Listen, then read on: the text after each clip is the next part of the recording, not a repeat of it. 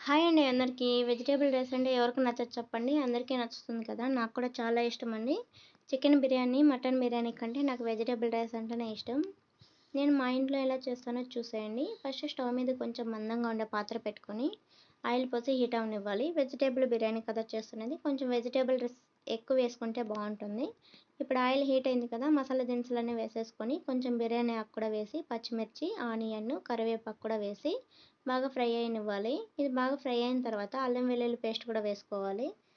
ఇప్పుడు కొద్దిగా పసుపేసుకొని, నానబెట్టుకున్న బఠానీని వేసుకొని, ఇప్పుడు వెజిటబుల్స్ అన్నీ ఒక్కొక్కటిగా వేసేసుకొని బాగా కలుపుకోవాలి.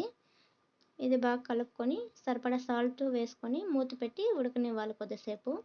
ఇప్పుడు మూత తీసి ఒకసారి కలుపుకున్న తర్వాత పుదీనా, కొత్తిమీర కూడా వేసుకొని టమాటా ఒక 2 కట్ చేసి వేసుకోవాలి. టమాటోని వేసుకొని ఒకసారి కలుపుకున్న తర్వాత బాగా ఉడకనివ్వాలి టమాటో. మనం ఈలోపు మిల్ మేకర్‌ని క్లీన్ చేసుకోవాలి. మిల్ మేకర్‌ని వేడి నీళ్ళలో వేయండి, తొందరగా క్లీన్ అవుతుంది. ఇప్పుడు మిల్ మేకర్‌ని కూడా వేసి కలుపుకొని 2 గ్లాసుల రైస్‌కి 4 గ్లాసుల వాటర్ పోసి బాగా ఉడకనివ్వాలి ఇదంతా. ఇది బాగా తెరులుతున్నప్పుడు బిర్యానీ మసాలా ప్యాకెట్ దొరుకుతుంది కదా! కొంచెం వేసుకొని, కొంచెం ధనియా పౌడర్ మనకు కారం తగినంత వేసేసుకొని కలుపుకోవాలి. ఇప్పుడు హాఫ్ అన్ అవర్ ముందు నానబెట్టుకున్న రైస్‌ని వేసి కలుపుకోవాలి. కలుపుకొని మూత పెట్టి ఉడకనివ్వాలి కొద్దిసేపు. ఇప్పుడు మూత తీసి చూడండి కొంచెం దగ్గర పడింది కదా!